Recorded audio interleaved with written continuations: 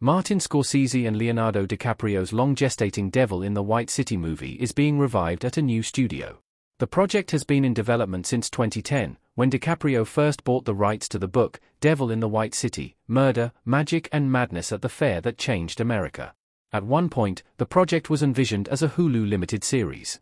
The story revolves around the serial killer Dr. H. Holmes, who committed a series of murders while Chicago was hosting the world's Columbian Exposition in 1893.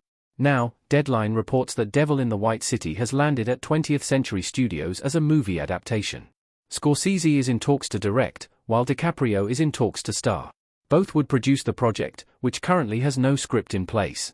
After a meeting with 20th Century Studios executives, the consensus was that this is a story that will work best as a theatrical release, although no release date is yet attached to the upcoming movie. What this means for Devil in the White City. The movie is moving forward. After being at a standstill for years, Devil in the White City's development is finally moving forward. Scorsese and DiCaprio's longtime interest and investment in the story is paying off as the filmmaker and actor are poised to lead the project.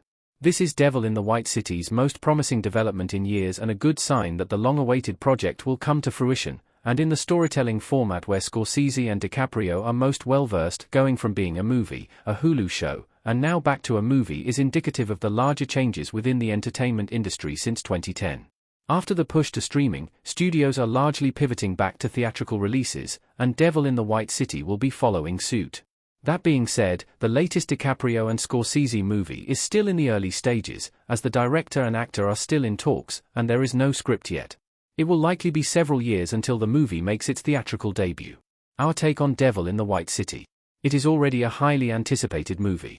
Leonardo DiCaprio smiling as Ernest Burkholdt in Killers of the Flower Moon.